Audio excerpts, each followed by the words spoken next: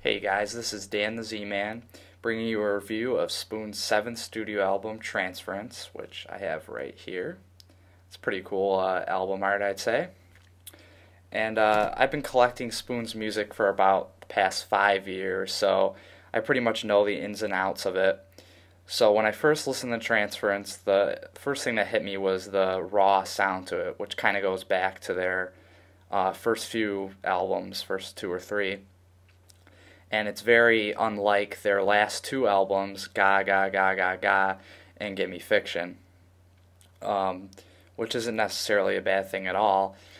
The first song on the album, Before Destruction, is what I led you in with, and I feel that has the perfect mix of the raw instrumental demo sounds with Britt Daniels' vocals bleeding in with three different parts that just sound really great together. And more of the studio things that Spoon do in this album have to do with echoes and random endings in the songs. Like the Mystery Zone has a great, production groove to it, and it just ends suddenly. But one of the songs with the echo effect that's used often is the second track, Is Love Forever, which I'm going to give you a little snippet of right here. It's love forever. It's love.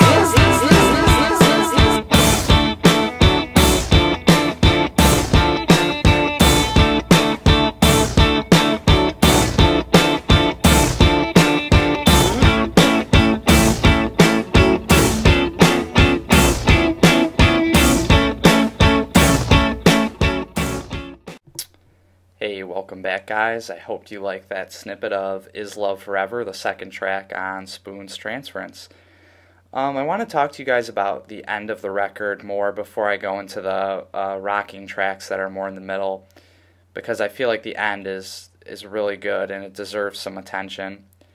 The songs are slower and more of ballads, but a lot of them are lyrically deeper, and they have music that's more beautifully arranged and performed both.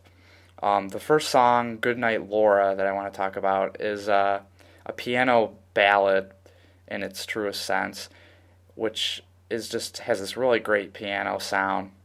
And I heard in an interview with Spoon on NPR that they created that sound by putting a microphone across the room, and it just had this great echo to it. So that's a really good track. And Out Go the Lights is probably my favorite of the slower songs on the album. It's just really well composed, and it would feel right at home on 2001's Girls Can Tell, which had a more darker, lost love kind of feel. And these lyrics are similar. It seems as if the singer is longing for someone. And I feel like this track really deserves some attention, so I'm going to let you listen to a snippet of that now. Once again, it's called Out Go the Lights. Out go the lights. Never seen that kind of poise. You always look good that way. You were the one to punch. You always look good that way.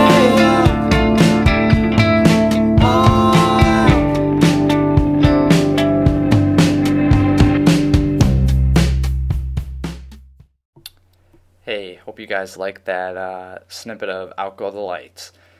The last thing I want to talk about is the midsection of the album, because that's one of my favorite parts, starting at Written in Reverse, which is the first single of the album. And that song's more of what Spoon usually does. It has some great hooks and great guitar and piano mixed in. So that's a really good one that I think most people will enjoy. The second rocking track that's in the middle is called I Saw the Light, and that one is interesting because it actually has two climaxes to the song. It builds up with lyrics and crunchy guitars and whatnot, and just it seems like it ends, but the song starts over basically then as an instrumental and goes for 2 or 3 minutes as an instrumental until it climaxes in this burst of great guitar that actually reminds me of stuff that Spoon would do on, say, their Soft Effects EP or something. That's just kind of the opinion I have of the sounds on the guitar. The third song that really rocks in the middle is called Trouble Comes Running. And that one's probably the poppiest song out of the three, but it still has that crunchy sound to the production. It really, it's not even, you can't say lo-fi, but it's close, I would say. And overall, I think it's a great album. It's a good addition to Spoon's discography. It might jar you at first listen, especially if you've never listened to Spoon before, but after a few playthroughs you start to notice little things in the music that really you kind of start to bob your head and you get in that groove with the music. And I really like the darker atmosphere and the raw production. I think this album sets a really high bar for alternative and indie albums this year. I think it'll be hard for other bands to beat. And I'm going to give it a 9.3 out of 10, and I highly, highly recommend this one. And on that note, I'm going to leave you with a rather large snippet of I Saw the Light, the instrumental build-up I was talking about. That's what I'll leave you with. So I hope you like it, enjoy, and I'll see you next time. Thanks, guys.